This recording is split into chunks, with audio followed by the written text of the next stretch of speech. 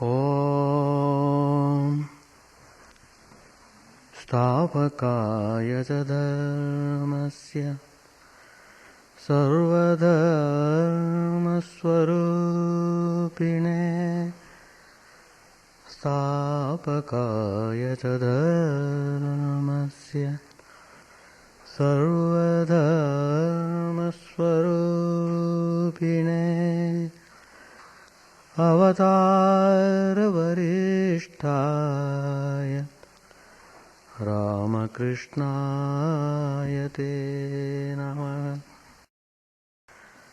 Niranjanam Nityamanantarupam Bhaktanukampadrita Vigraham Vai Niranjanam Nityamanantarupam Bhaktanukampadrita Vigraham Vai Ishavataram Parameshamidhyam Tam Ramakrishnam Sirasa Namami.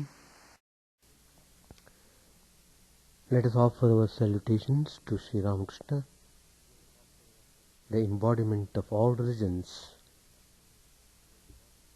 the Supreme God Incarnate, who came to establish universal religion. Let us pray to Him to lead us from the unreal to the real, to lead us from the darkness of ignorance to the light of knowledge, to lead us from death to immortality. Today's topic I have chosen, true wealth. We are all very anxious, no doubt, to acquire more and more wealth. It's perfectly all right. But what kind of wealth we are seeking? There's one type of wealth which always puts you in great stress and strain and trouble. It makes you more and more anxious. It makes you more and more bound to this worldly type of life. That means you will be constantly tossed by between likes and dislikes. You are virtually under the control of likes and dislikes. So, it is what type of life we live upon determines our fruits of life. Why are we suffering? Is there no hope for suffering? Should we have to suffer lifelong this way? Yes and no. Why it is yes? As long as you are pulled by your senses, as long as your mind is drawn towards various things of the world, there is no hope of getting out of suffering. The other way is quite opposite. Don't become slave of your senses. Don't become slave of your mind. Assert your true part in life. That is, you are the master of your system. every individual entity is the master himself or herself. So, simply as telling yourself as master won't do. In every moment of your action and living the life, you should show that you are really the master.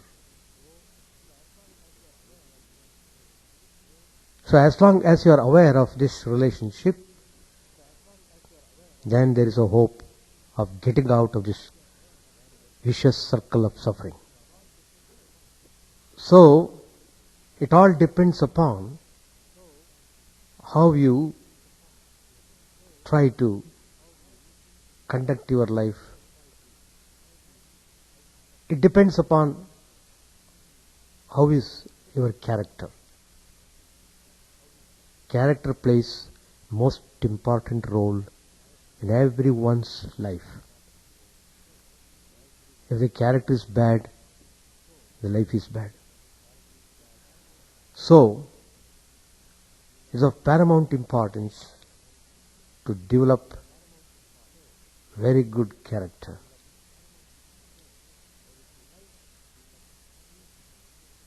And life itself gives you many opportunities to learn lessons through daily experiences. Learning lessons shapes your character. If you are not open to learn the lessons, then you develop bad character. I don't have to deal with the types of bad qualities that bother the person. Everyone is aware of them.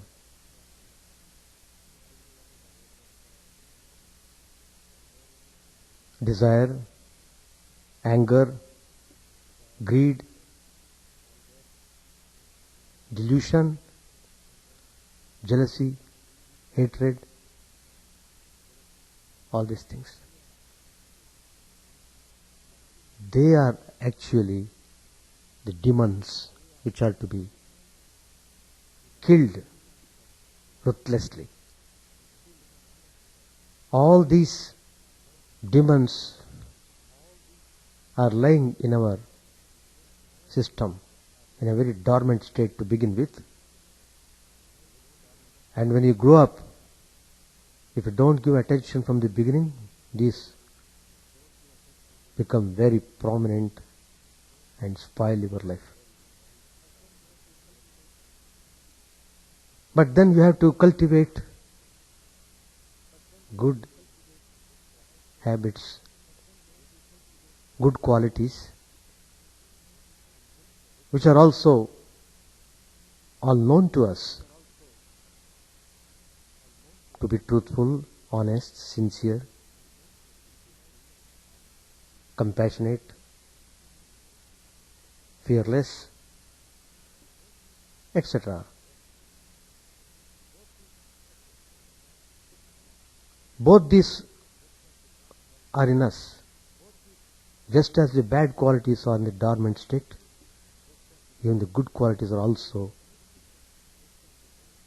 in the dormant state. So what I mean to say is, we must focus on developing our character. That's very important. If we neglect them, then there is no hope of getting out of sufferings in this world. So life is an opportunity given by the Divine Supreme. You can call the Divine Supreme by any name you want to. Doesn't matter. Whether he is Lord Christ, whether he is Lord Rama, Lord Krishna. Whatever name you may call the Divine Spirit, he can assume any name, any form to suit the temperament of the aspirant who wants to experience real peace and happiness. So, you must really direct your mind in a proper way, in a rightful way. That is possible only when you light the lamp of knowledge. Then the darkness of ignorance vanishes instantly. What is the meaning of lighting the lamp of knowledge? To become more and more wise and take up the ideals which are everlasting and try to practice them sincerely in the life. It is true, it's not very easy. At the same time, it is not very difficult. The more and more you struggle honestly, it becomes more and more easy. So effort should be there. Without effort, you can't make anything. Even acquiring wealth also, how much effort you have to make? Simply it won't pour on your head. One has to struggle for everything. So why don't you struggle for good things? That's the idea. So,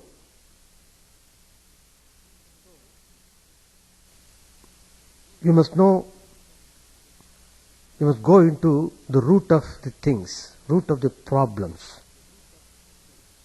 When the problems come, you should not get into a mood of dejection. On the other hand, when the problems come, you must open up properly, try to discriminate, analyze the reasons, try to diagnose the cause of suffering. Then it is possible to cure. Very important lesson that we should know. When we came into this world, did we bring anything? Zero. When you are made to get out of this world, do you take anything? Zero. Between these two zeros we are fighting and quarreling and causing disturbance not only to individuals but also to the society, to the country. How many ways we are disturbing the balance of the nature. We are creating new problems. We are going in a wrongful track, causing all problems and sufferings in the world. So,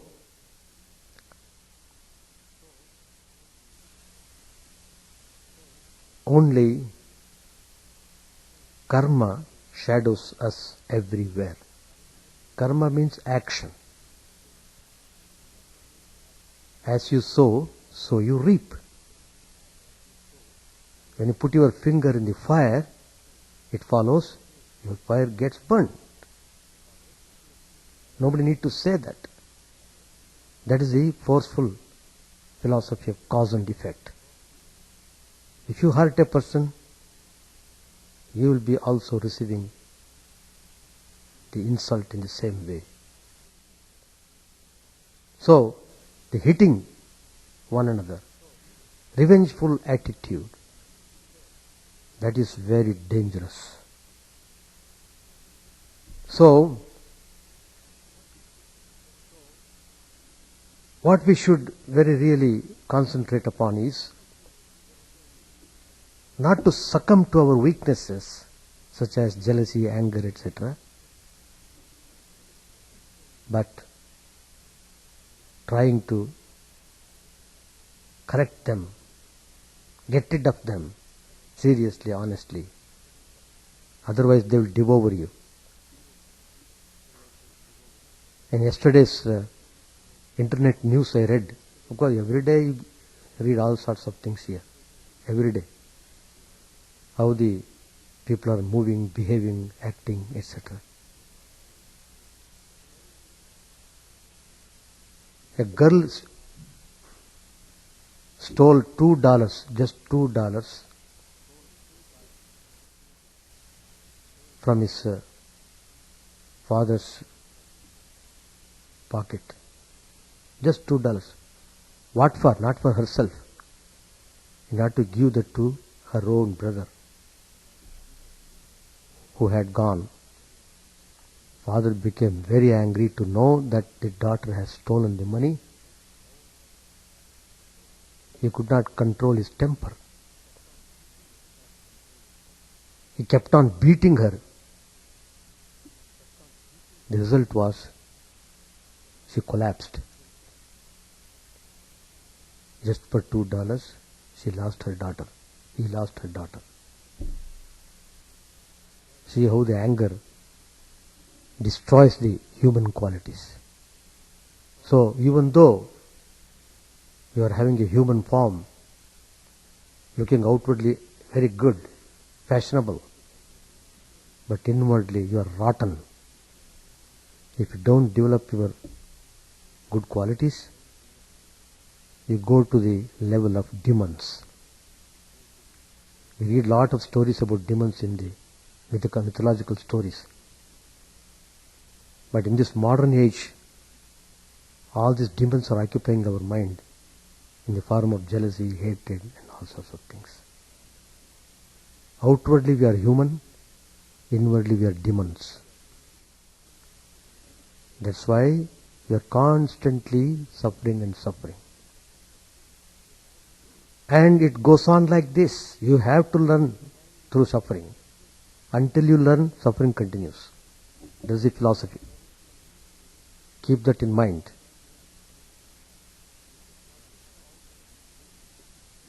Lord Krishna also gives the list of divine qualities to be developed. In the chapter 17, Daivi Sampat Vibhaga Yoga, it clearly defines what is bad and what is good. Dambha Hankara Madanvitaha, to be boastful, egoistic, proud. These are all demonic qualities. Abhayam Sattva Samshuddhihi,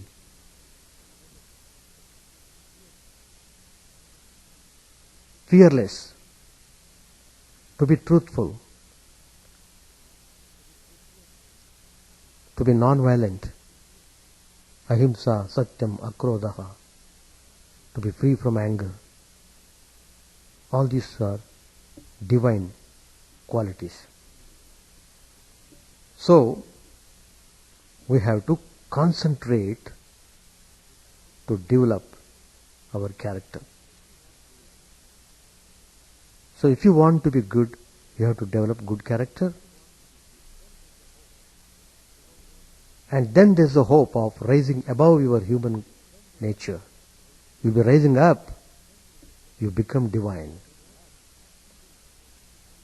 So you have to pass through the channel of these good qualities in order to reach the abode of God. Everyone will reach. All our spiritual texts, traditions, masters, saints and sages have said, everyone finally reaches the abode of truth. But then, when That's the question. Some may reach the truth very fast. Some may reach the truth in a very long time, after a long time. They give the example that there are some falls. They go straight into the ocean. But some falls, they pass into crooked way, passing through all sorts of journey, crooked or straight, finally they also reach the ocean. So that way, everyone will reach the truth. That's true. We are all proceeding towards the truth only. But on the way, we have to pass through all sorts of problems and sufferings and all sorts of things. That's the point. So, it is in the chapter 16 of the Bhagavad Gita that these qualities are well defined. Why Lord Krishna has given this is so that we know beforehand what is good for us. The divine nature must be accepted and cultivated. The demoniacal nature should be abandoned. So we are all pulled by three gunas which are very important for us to know: Sattva, Rajas and Tamas. We are under the influence of these gunas.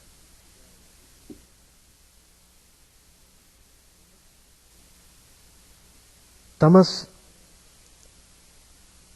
in an ordinary person there is a mixture of these three gunas.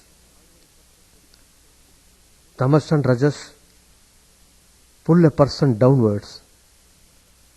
Sattva lifts a person upwards. Tamas and Rajas lead the person to bondage. Sattva helps to attain salvation or freedom.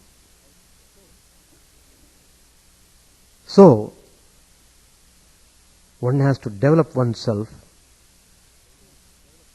through discipline and develop the quality of sattva. When the mind is sattvic, there is calmness, and only when the mind is in that state stabilized, then you feel the happiness of serenity and you will be always cheerful. That's the sattvic quality. You don't have to advertise yourself. Look, I am a holy man, etc. By seeing your face, you will be drawn. People will be amazed to see, yes, how divine he looks. Just by seeing, you will be able to recognize the saintliness of the person. So a man who has really advanced in stabilizing the character, who is well established in sattvic state, will be always cheerful. Look at the portrait of Lord Christ. How cheerful and compassionate. Embodiment of cheerfulness and compassion. See the portrait of Sri Ramakrishna. Embodiment of cheerfulness and compassion. So, if you study the lives of these great masters, you will know the real value of developing these qualities and stabilizing them, and to be very able. So a man who is well established in sattvic state will be able to control the senses. And he will engage himself in selfless service, seva. He doesn't seek any benefits in return for his service. He loves to serve, and he feels joy in serving.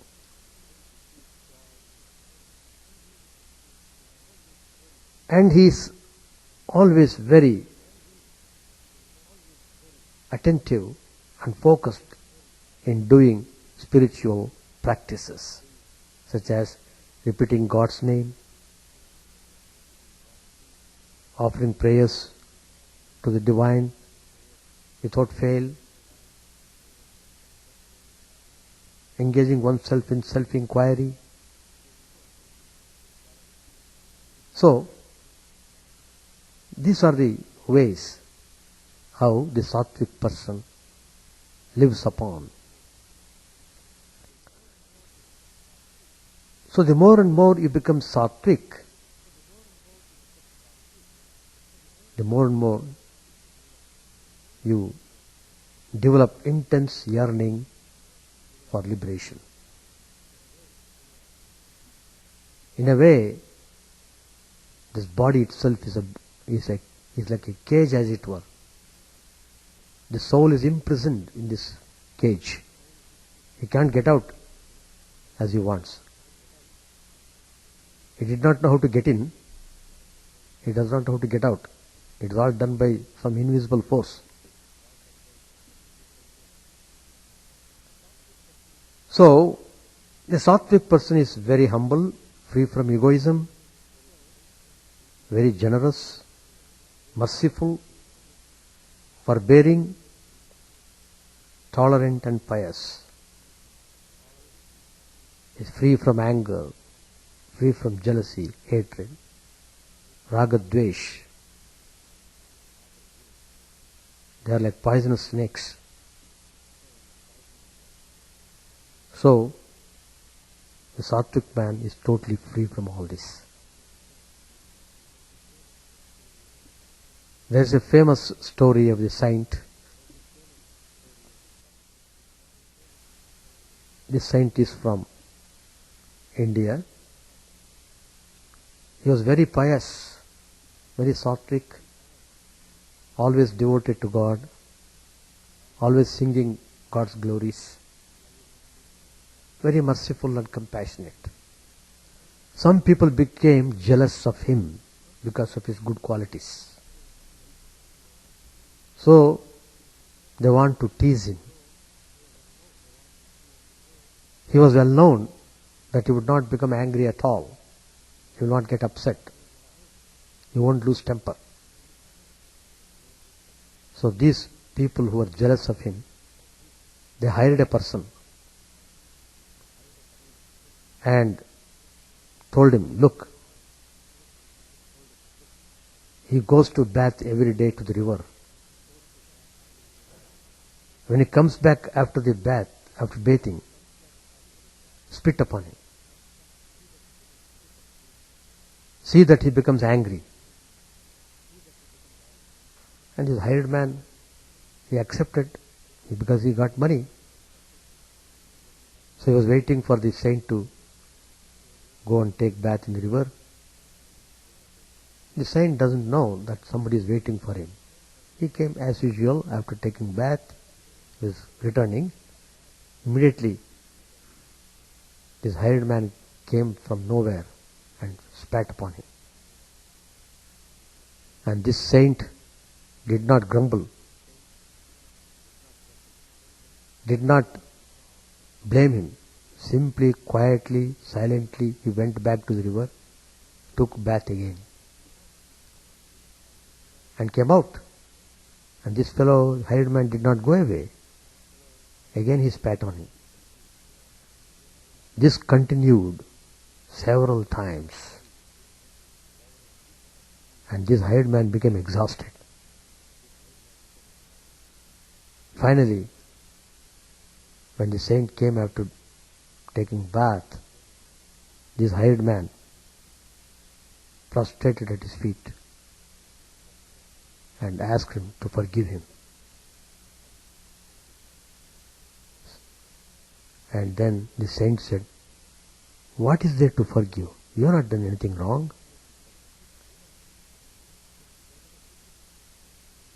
You have done a very good thing." See, the saint always tries to find out the goodness in everyone. He doesn't see bad things at all. And this hired man was surprised to know what was that good thing.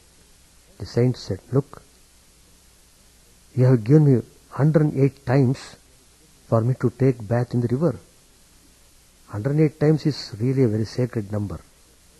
When we do repeat Lord's name, we do 108 times. So 108 times I could take bath and repeat God's name.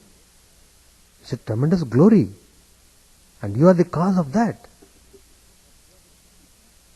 So there is no question of forgiving. Actually, I am feel blessed that you have given me the opportunity. And this hired man became totally transformed. There are so many stories like that. How the person stabilized in sattvic quality can influence and transform others. And Sri Ramakrishna's life also, we see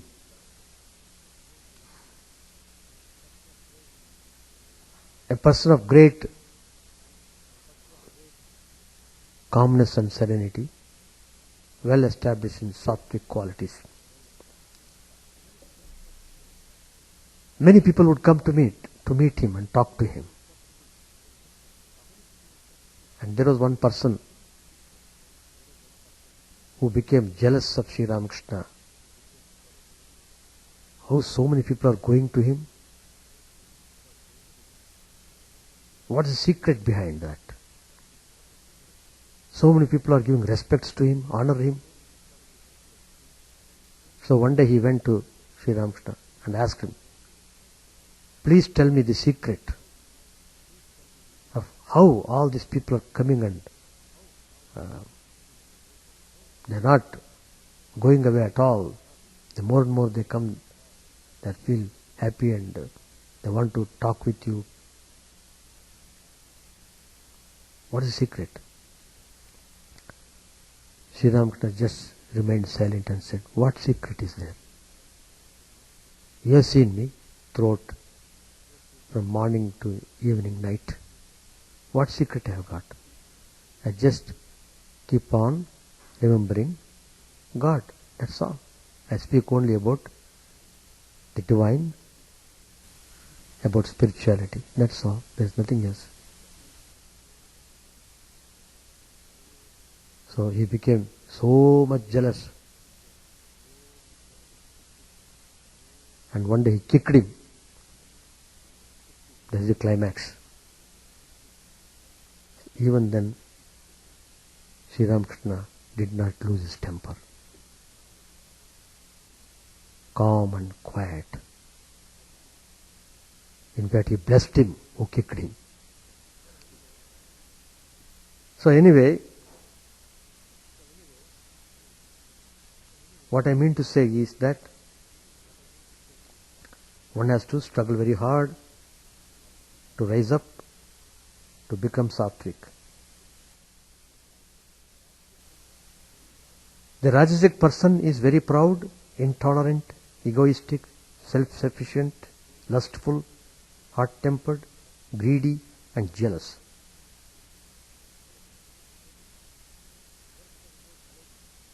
He works for his own glory and fame and self-aggrandizement.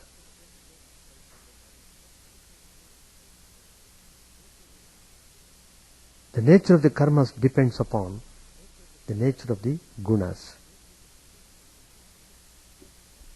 A sattvic person will do virtuous actions.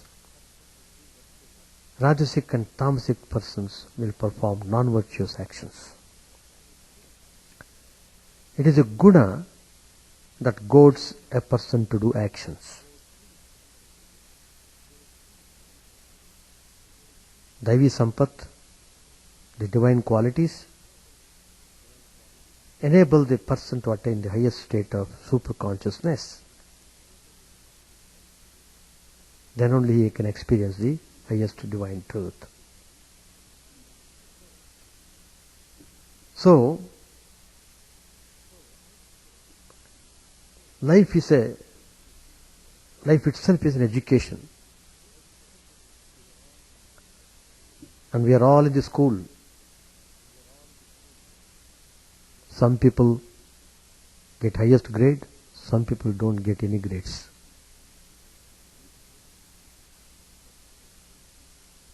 But then he has to keep on going to school until he gets his grades. So, we should focus on developing our qualities, studying the scriptures, understanding the import of the teachings of the great masters, and practicing them in life. Practice plays a very important role. Unless we practice, we don't get anything. And even in our next life, we would be suffering only if we don't reform ourselves in the present life. So life is a continuous journey. That means there is no death for the soul. It keeps on coming back and forth, keeps on taking bodies and bodies, until and unless he becomes sattvic and reaches the goal of the Supreme. So, everything is in our own hands. We are the maker of our own destiny.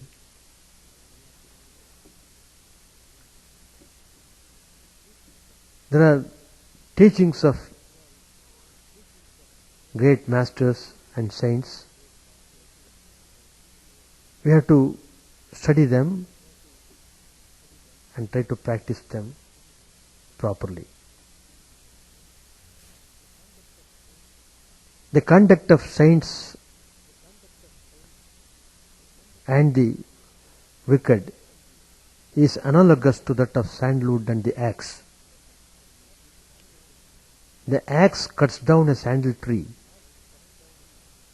while the sandal tree in its turn perfumes the axe by imparting its virtue, fragrance, to the axe.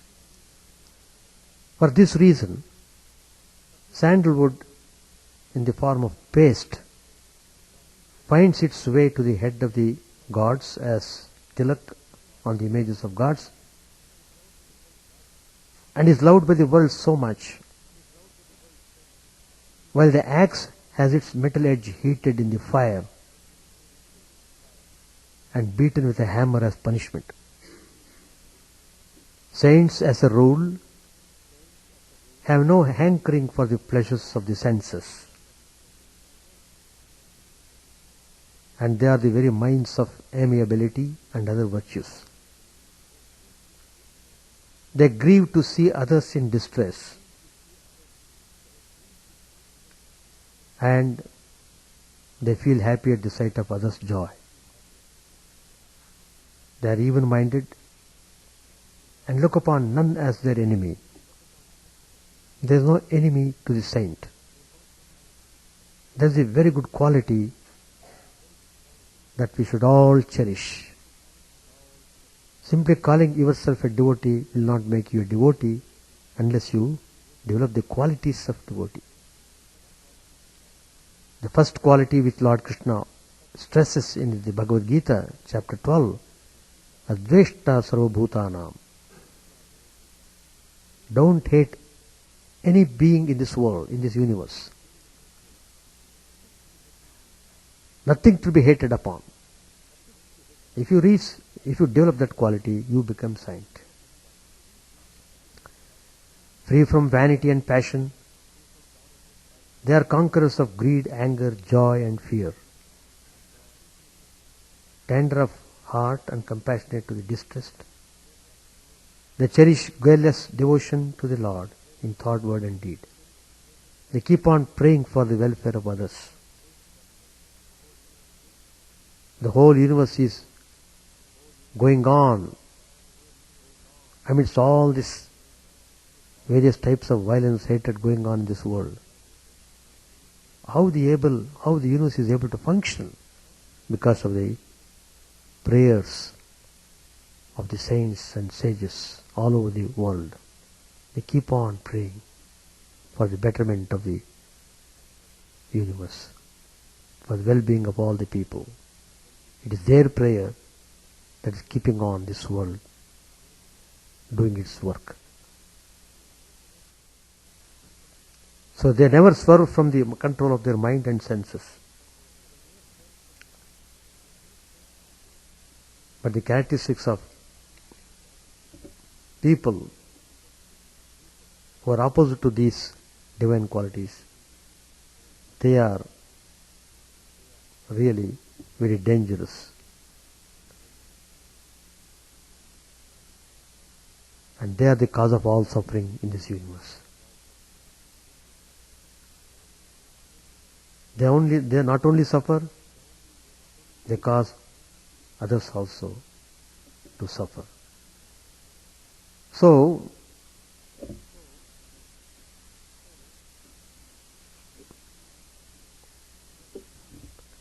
we must really learn the lessons through the life, and we must properly act upon.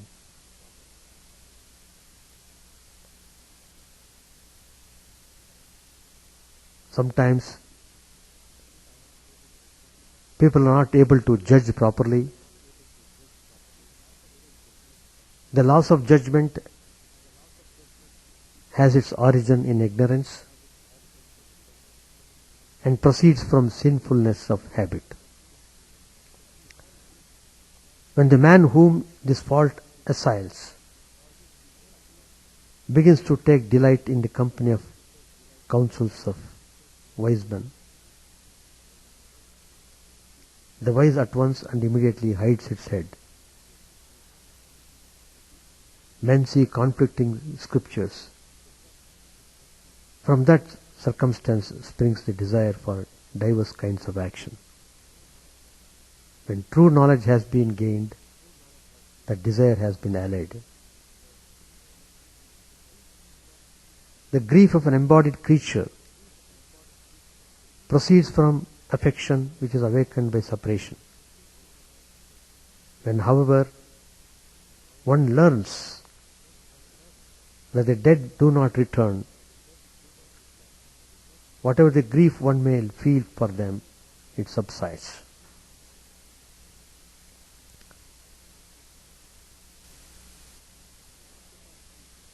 Incapacity to bear others' good. People can't tolerate the goodness in others. That proceeds from anger and covetousness. Through compassion for every creature and in consequence of a disregard for all earthly objects, it is extinguished. Malice proceeds from abandonment of truth and indulgence of weakness. This vice disappears in consequence of one's waiting upon the wise and good. Jealousy springs from lust and delight in low and vulgar people. In consequence of wisdom, it is destroyed. From error of conduct inconsistent with the ordinary course of men, and through disagreeable speeches expressive of aversion, slander takes its rise. It disappears upon a survey of the whole world. When the person that induces is powerful, and the injured one is unable to avenge the injury. Hate shows itself, it subsides through kindliness.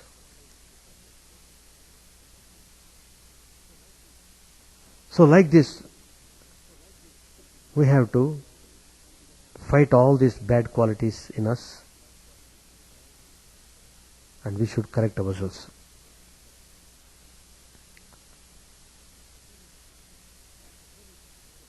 The Holy Scriptures speak of 4 values of life,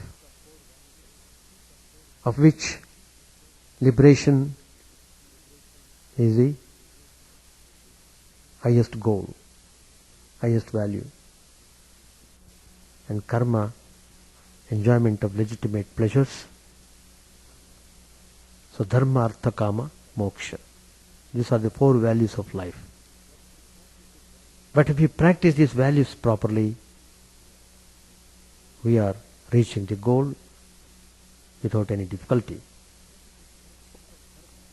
Practice of dharma calls for an individual to perform the duties of life in accordance with the laws of morality, ethics, and righteousness. So performing the duty is very important, and that purifies the samskaras. Our body, our mind is full of samskaras. They have all been loaded in the mind. So you have to get rid of all the bad samskaras. And the one way of getting them is doing the duty properly. Artha means acquisition of wealth. It is necessary for the preservation of life and the promotion of the welfare of others. But it has got a limit. If you go in a limitless way, whatever the wealth you acquire may be abused and misused in different ways. Kama means enjoyment of legitimate pleasures. There also everything has got a limit. If you cross the limit, it has opposite effect. Moral perfection, when not for the sake of self-knowledge, becomes nothing but enlightened egoism. Wealth and property, when not used for the sake of self-knowledge, breed delusion and attachment. Art and aesthetics that do not reflect the light of the self degenerate into voluptuousness and promiscuity. Knowledge of science and technology, when not directed to the attainment of self-knowledge, proves to be a dangerous weapon of self-destruction. Therefore, the acquisition of wealth and the enjoyment of pleasures must be guided by dharma or righteousness and governed by the goal of moksha or self-knowledge.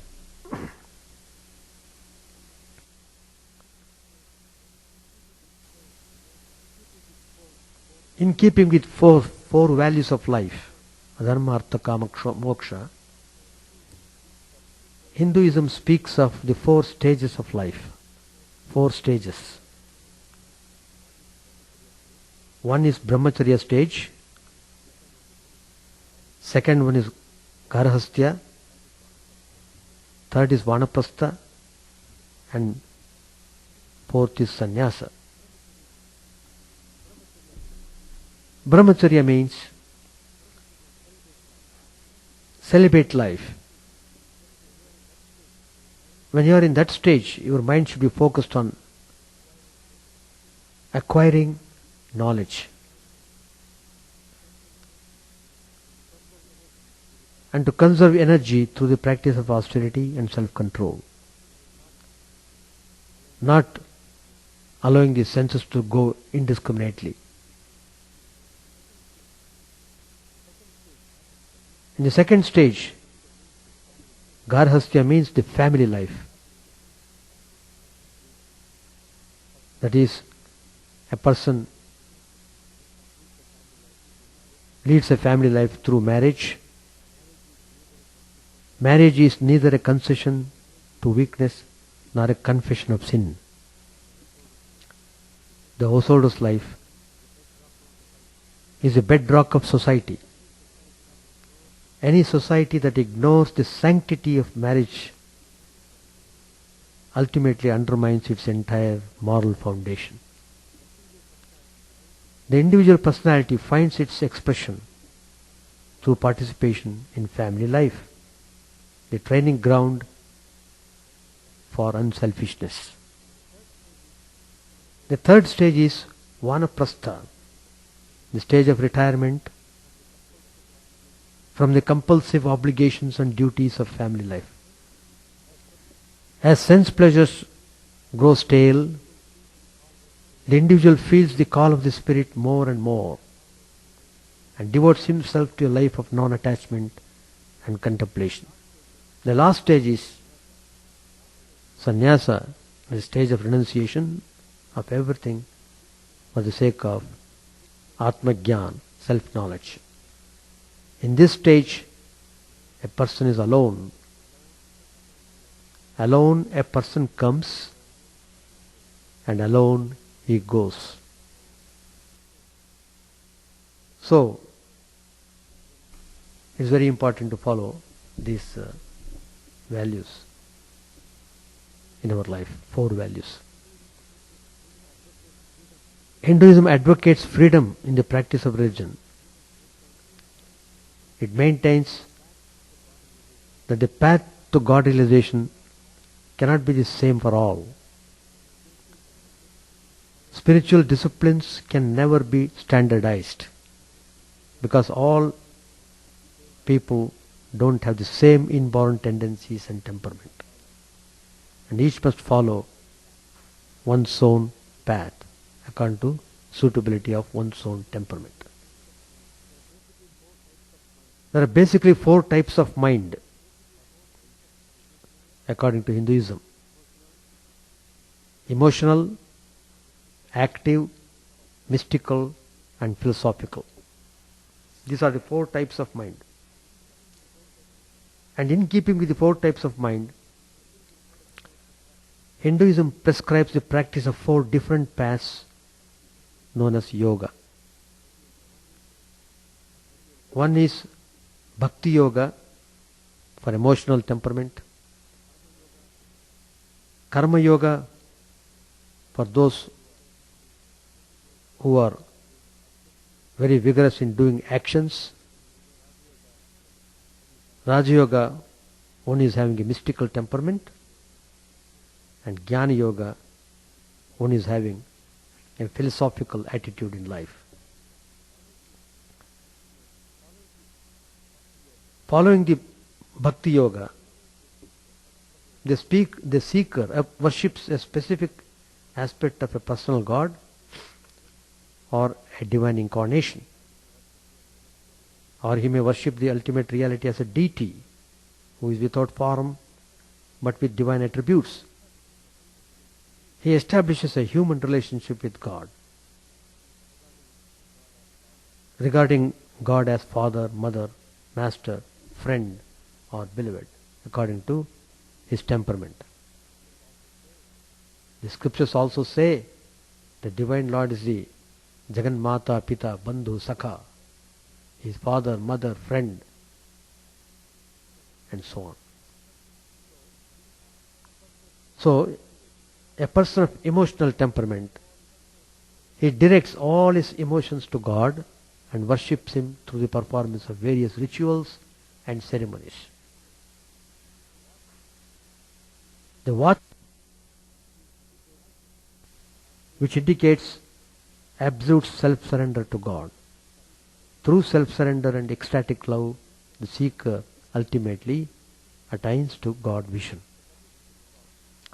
So that is meant for those who are having emotional temperament. Every path is valid, it is authentic. So one should not unnecessarily keep on creating conflicts in these yogas. You follow whatever yoga you want to do, that's all. There the matter ends. The path prescribed for the active type is karma yoga, or the yoga of selfless activity. The watchword of this path is work is worship. Work is worship. Work is worship. That's the watchword of this karma yoga. The seeker following this path performs all his actions regarding himself as the instrument of God and surrenders the results of the actions to him. The seeker may be a worshipper of a personal God or look upon the ultimate reality as impersonal absolute dwelling within him as a soul. Karma yoga is non-attachment in action. The practice of non-attachment purifies the heart, and purifying of heart leads directly to God vision or self-knowledge. For those of mystical by nature, Raj Yoga, the yoga of concentration and meditation, is prescribed. The seeker following this path looks upon the ultimate reality as his inmost self. The self remains unperceived because of the mind's restlessness, which is overcome by ceaseless concentration and meditation on the self. So the watchword of this path is know thyself. Through uninterrupted concentration and meditation, the seeker ultimately realizes the true nature of his self, pure, perfect and immortal. The path of Jnana Yoga is for those who are philosophical and rational in temperament. It is a path of relentless self-analysis, discrimination and complete renunciation. The watchword of this path is the self is Brahman. That's the watchword. The seeker practices discrimination, renunciation and self-control and develops intense longing for liberation. He hears about the self, reflects on it and meditates upon it. Through ceaseless meditation on the self, the seeker attains union with it. However, a speaker may follow any of these yogas or a combination of two or more of them for the realization of his spiritual goal. The four main themes are non-duality of the Godhead, divinity of the soul, oneness of existence, and harmony of religions. God as the ultimate reality is always one, and all seekers, regardless of their religious beliefs and traditions, are calling on the same God.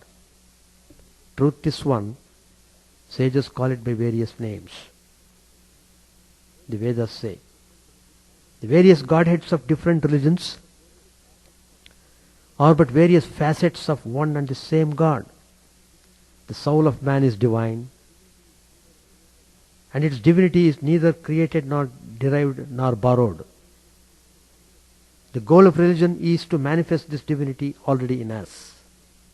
All our prayers and worship, penances and austerities are intended to arouse faith in our divinity.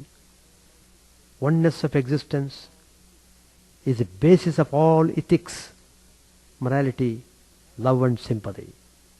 An act is regarded as ethical only if it is conducive to the welfare of all. And ethical actions are considered good because they lead us to realize the oneness of existence. Different religions are but different paths leading to the common goal of God vision or God realization. and there is an underlying harmony among them, the harmony of the goal. The paths vary because of the variety of human temperaments, but they all lead to the same goal. So Sri Ramakrishna says, as many faiths, so many paths. Harmony of religions is to be realized by a seeker by deepening his God consciousness. Such a person of realization has the true wealth of wisdom, peace and bliss. That's the true wealth. Wisdom, peace and bliss. Thank you very much. Om Sahana Bhavatu Sahanau Bhunaktu Sahaviryam Karavavahai Tejasvinavadhitamastu ma vidvishavahai. Om Shanti Shanti Shanti. Harihi Om Tat Sat. Sri Ramakrishna Arpanamastu. May the Lord protect us. May He nourish us. May our knowledge be fruitful and enlightened. May we not hate each other. Peace, peace, peace be unto all.